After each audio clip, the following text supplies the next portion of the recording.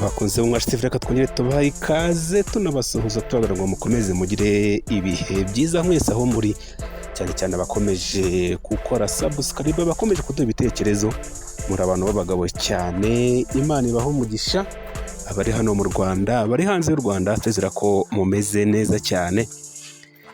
Muri kumwe nanjye Ferguson, tuje kubagezaho amwe mu makuru agezweho cyane cyane mu mupira w'amaguru, ko twebwe niho twibanda. Inkuru igezweho ubu kano kanya ni isezererwa ry'umutoza wa Manchester United cyangwa Manchester United, nta wundi akaba ari umuholandi witwa Erik ten Hag, akaba amaze gusezererwa nta minota rwose 10 ishize uyu mugabo asezerewe kuba umutoza wa Manchester United.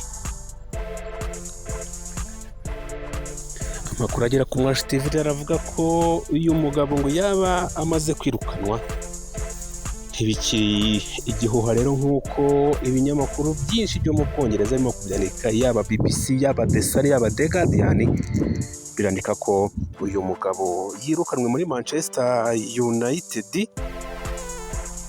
Wari umutoza wa Manchester United Erik ten Hag yamaze kwirukanwa muri izi nshingano kubera umusaruro mubi yagize nyuma yo kongera amasezerano yari kuzamugeza mu mwaka w'ibihumbi 2026. Kuri wa mbere tariki 28 Ukwakira 2024 nibwo ubuyobozi bwa Manchester United bwakoze inama igaruka ku hazaza h'uyu mutoza, byarangiye yirukanwe. Mu mwaka ushize w'imikino warangiye Erik ten Hag afite umusaruro mubi, ndetse abafana benshi bamwifuriza kugenda, ariko ubuyobozi burabyirengagiza nyuma yo gutsinda Manchester City agatwara igikombe cya FA Cup. Ibi byamufashije kongera amasezerano, ariko mu ntangiriro yayo akomeza kwitwara nabi mu marushanwa yitabiriye, byatumye ubuyobozi bwari bwaramwongereye amasezerano ndetse bwaranamugiriye icyizere guhindura ibitekerezo.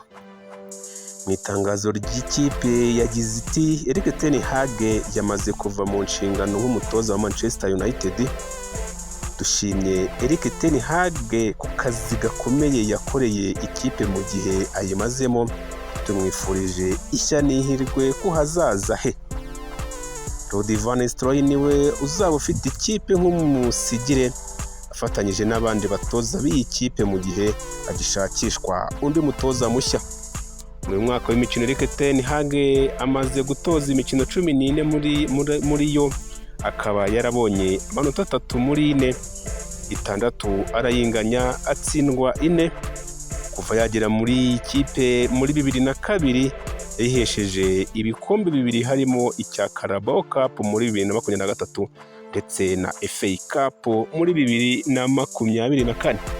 Umutoza w'umuholandi rero murumva ko mu myaka 2 yari amaze muri Manchester United, ubundi yaje atavugwaho rumwe, ariko n'ubundi birangiye anyanyagiye cyangwa se agiye. Ndabizi abakunzi ba Manchester United inkuru mwari muyitegereje muri benshi, ngaho rero mwiguraka. Ikibazo gisigaye, ese Rudi Van Nistelrooy arayigumana? Ese ninde uza kumusimbura mu gihe bavuga ko abakinnyi babuze nyamara n'abatoza umenya barabuze?